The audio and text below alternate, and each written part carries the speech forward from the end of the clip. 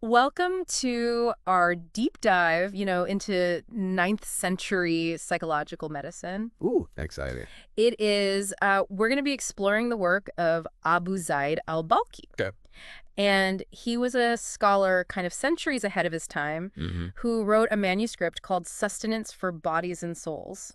Interesting. And get this, it's divided into sections on both physical and mental well-being. Oh. And so we're going to be focusing on the part today about the soul, what we call like the psyche, today. Mhm. And it's really amazing how al-Balkhi recognized that mind-body connection way before it was really mainstream. Yeah, it really is fascinating. He was, Mhm. very critical of the doctors of his time who just focused on physical ailments Right. and totally ignored the psychological aspects of health. Yeah, it's like he was anticipating the rise of holistic medicine, like way before it was even a thing. Yeah, and here's where it gets interesting. Okay. We know so little about al-Balkhi's personal life. Really? Why is that? That's a good question. If you compare him to some other physicians from the same era, like Ibn Hindu and Al-Razi, Mm-hmm. Their social interactions actually played a big role in preserving their work. Oh, interesting. Their connections, helped to spread their ideas and led to some really fascinating discoveries. Like what kind of discoveries? Well, there's a great story about Al-Razi, who was actually a musician before he became a physician. Oh, wow. And he stumbled upon the idea of dissolving sutures What? by observing monkeys eating his instrument strings. No way. Yeah, so imagine that. That's wild. A musical mishap leading to a medical breakthrough. It really makes you wonder, like, what we might have learned from al-Balkhi if we had more insight into his life Absolutely. and the people that he interacted with. For sure. Yeah. So let's dive into this manuscript, Sustenance for Bodies and Souls. Okay. Even in the section on physical health, his understanding of this mind-body connection is just so clear. Like, so give me an example. Well, he dedicates whole chapters to what we would consider today like environmental and public health. Okay. Things like suitable housing, Hmm. access to clean water, Yeah. and even the importance of proper clothing. Oh, wow. He really understood that all of these factors were crucial for somebody's well-being. It's amazing how those very things are so relevant to our lives today. Exactly. Yeah, it speaks volumes to how forward-thinking he really was. He was ahead of his time, Yeah. particularly when it comes to mental well-being. Okay. Al-Balkhi really broke new ground. Yeah, He actually went as far as categorizing different types of depression. he did. What were they? Yeah, so he identified 3 distinct categories. Okay. Normal sadness, the kind we all experience. Yeah. Then there's reactive depression, Mm-hmm. which is triggered by outside events. Right. A loss or like a setback. Exactly. And finally, he describes endogenous depression. Okay. And this arises from internal factors, Huh. not external circumstances. That's really similar to how we think about depression today. It is. We now have major depressive disorder, which is often linked to biochemical imbalances in the brain. Right. It's like he almost intuitively grasped this biological basis for depression Yeah. centuries before we had the tools to understand it. It's really incredible. Yeah, that is incredible. And what's even more impressive is that he didn't just categorize these types. Yeah. He also recommended specific treatments for each. Oh, wow. So what kinds of treatments did he suggest? So for reactive depression, he emphasized what we would call now cognitive therapy, Okay. focusing on changing those negative thought patterns. Got it. And for endogenous depression, Yeah. he actually advocated for physical treatments Interesting. with the goal of addressing those underlying biological factors. Wow. So it's like he was laying the groundwork for psychotherapy Precisely. centuries ago. And this is where his pioneering work in cognitive therapy really shines. Okay. He truly believed that negative thoughts and beliefs were at the core of a lot of psychological disorders. So how did he go about treating things like fear and anxiety? Well, he had some pretty ingenious methods. Okay, like what? One that he used was what we would call rational disputation. Okay.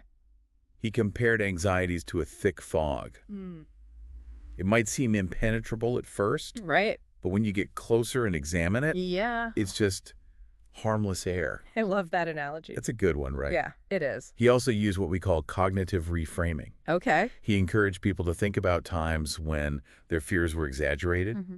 and to draw strength from others who had faced similar challenges. Yeah. He was essentially saying, look, you've gotten through tough times before. Right. You can do it Yeah, again. you can do it again. And he was a huge advocate for cultivating positive thoughts Mm-hmm. and storing them away like in a metal first aid kit, Yeah. to be prepared for those emotional emergencies. Like being proactive about your mental well-being. Absolutely. Yeah. And here's where it gets even more interesting.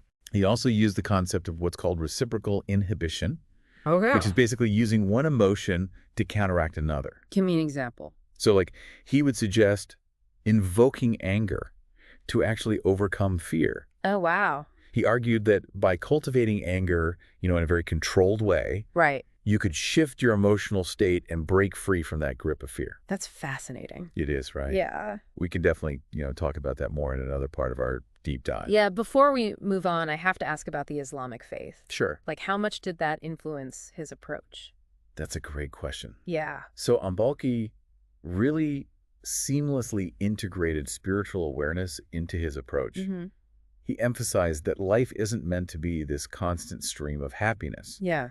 and that faith in Allah could actually provide comfort and strength during those tough times. So it wasn't about, like, forcing religious beliefs on people. No, not at all. But more about incorporating spirituality into the healing process. Exactly. Got it. Al-Balkhi's insights are truly mind-blowing. I know. Like, I can't wait to explore more of his work. Me too. Yeah, this is fascinating. It is. Okay, so I'm ready to unpack Al-Balkhi's ideas on OCD.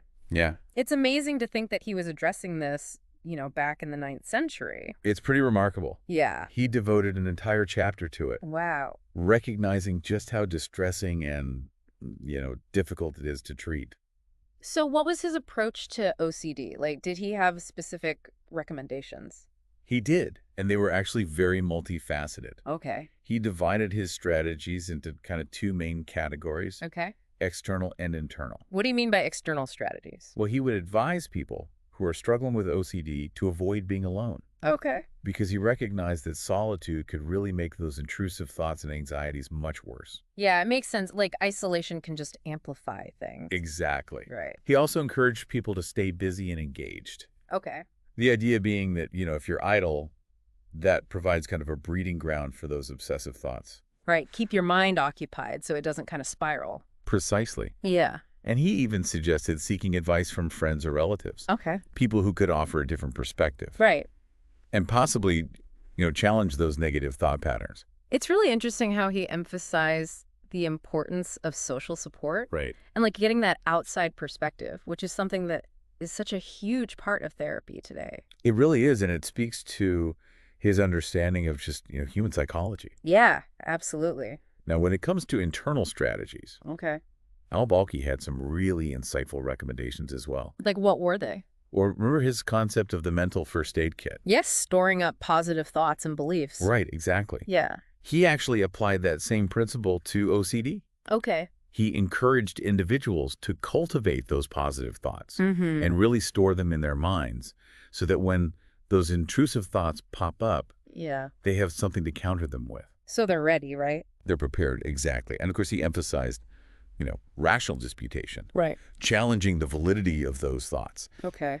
questioning, are they really logical? Is there any evidence to support this? So instead of just accepting those thoughts, you challenge them. Exactly. He believed that by really scrutinizing them, Yeah. people could recognize how irrational they are. Right. And break free. And break free. Yeah, that makes sense.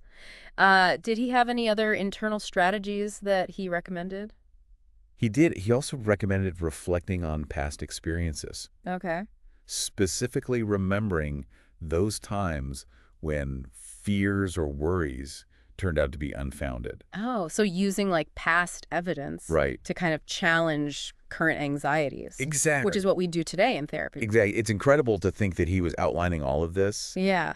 centuries before it was formally developed. Wild. His approach really highlights his compassion Yeah. for people struggling with OCD. It seems like he really understood how much torment it could cause and offered this, really practical advice. Absolutely. And this is where you really start to see his understanding of the mind-body connection even more. Oh, how so? Well, he believed that physical well-being played a huge role in mental health. Okay. Remember his emphasis on, environmental and public health. Right, like clean water, the right housing. Exactly. Yeah. He really argued that if you neglect those basic needs, Mm. it could make mental health issues worse. Wow. So he was advocating for this holistic view, Absolutely. recognizing that our physical and mental states are so connected. Precisely. And it's something that we're seeing a lot now in modern healthcare. We are. We understand that things like diet and exercise and sleep Right. have a huge impact on our mental It's health. like he was predicting it. He was ahead of his time. Yeah. Now, going back to his idea of reciprocal inhibition, Yeah. where he used one emotion to counteract another. Right, like using anger to combat fear. I'm curious about like the specific situations where he recommended this. Right. And if there were any drawbacks. Yeah. Well, it's important to note that his writings on that are a bit limited. Okay. He didn't really go into great detail about when it would be appropriate to use that or Yeah. the potential risks. But I'm guessing he had some reservations. He did. He definitely cautioned against, using anger recklessly Okay. or allowing it to, get out of control. So it's about control and intentionality. Exactly. Yeah. He believed that anger, when harnessed correctly, Yeah. could be a powerful tool, Right? but it could also be destructive If it's not managed properly. if it's not managed properly. Yeah. Exactly. It's a really nuanced perspective. It is. Shows that he wasn't just saying suppress your emotions. Right. But be strategic Yeah. and mindful about them. His work reminds us that our emotions are very complex Yeah. and that understanding how they all kind of work together Right. is essential for well-being. This is incredible. I mean, it's amazing how much we can still learn from a scholar who lived over 1,000 years ago. It is incredible, isn't it? Yeah, it is. It makes you wonder what other like gems of wisdom are Yes. out there hidden in history, Right. just waiting to be rediscovered. It's a good point. Yeah. Maybe there are other forgotten thinkers Yeah. whose insights could help us with the challenges that we face today. I love that. Yeah, it reminds us that the pursuit of knowledge and well-being, Yeah. it's an ongoing journey It is. that spans, centuries and cultures. Absolutely. Okay, so before we wrap up this part of our deep dive, So- I'd love to learn more about Al-Balkhi's views Okay, on the connection between mental well-being and spiritual faith. that's a great question. Yeah. And it's one that definitely deserves a deeper look. Can we get into that in the next part of our deep dive? Absolutely. We can explore how he kind of integrated his beliefs into his approach Okay. and how that perspective might resonate with what we understand today about the mind-body-spirit connection. I can't wait. So we've talked about Al-Balkhi's, groundbreaking ideas about the mind and body and his approach to cognitive therapy and OCB. Right. But we left off talking about his Islamic faith Yeah. and how that might have played a role in his views on healing. Hmm. Can we pick up there? Absolutely. Yeah. It's important to keep in mind that Al-Balkhi wasn't just a physician, he was also a devout Muslim. Right. And his faith really did inform his understanding of, mental well-being. Okay, so how did that manifest in his work? Did he, tell his patients just to pray more? No, not at all. Okay, It was much more nuanced than that. got it. He saw mental well-being as this path that was kind of parallel to spiritual growth. Okay. He believed that true happiness wasn't just about worldly things. Yeah. It was also about nurturing the soul and connecting with Allah. Right, so it's about finding balance and meaning Exactly. beyond just the material world. And he believed that by facing challenges with faith and trust in Allah, Mm-hmm. people could find a sense of peace and resilience. Okay, so it's not about ignoring negative emotions. Right. But about finding strength in something bigger. Exactly. Got it. And that idea of integrating spirituality with mental health. Yeah. It's something that we're starting to see more of today. We are a lot of therapists recognizing the importance of addressing those spiritual needs in their patients. Right, because our beliefs and values shape our experiences. Absolutely. And how we cope with things. Yeah, and that's where Al-Balkhi's emphasis on that mind-body-spirit connection is so relevant. Right. He understood that true well-being involves every aspect of our being. Yeah, it's like he was a pioneer of holistic health. He really was. Way back then. And remember how he talked about storing up positive thoughts like a first aid kit? Of course. That idea actually aligns perfectly with finding strength in your faith. I see what you mean. Imagine if we intentionally cultivated not just those positive thoughts, but also like spiritual reflections or prayers during times of peace. Right, so we'd have those resources ready when we need them. Exactly. When you're faced with stress or grief, you could tap into that spiritual wisdom. That's a really powerful idea. It suggests that, we're not just victims of what happens to us. Yeah. We can be proactive and build those inner resources. And that's a message I think a lot of people need to hear. Absolutely. Yeah. Especially in our world today where people are searching for meaning and Yeah. purpose. Right beyond just the material. Al-Balkhi's work really offers this timeless wisdom It that does. transcends cultures and history. It really reminds us that well-being is a holistic journey. It is. Mind, body, and spirit. And it encourages us to look beyond those, quick fixes Yeah. and superficial solutions and really try to understand ourselves and our place in the world. His insights are so inspiring. I'm in awe of his contributions. Me too. And I hope our listener, shares that feeling. Yeah. Made this deep dive into Zayd al-Balkhi, spark your own curiosity about that connection between the mental, the physical, and the spiritual. And inspire you to find those healing practices that really work for you.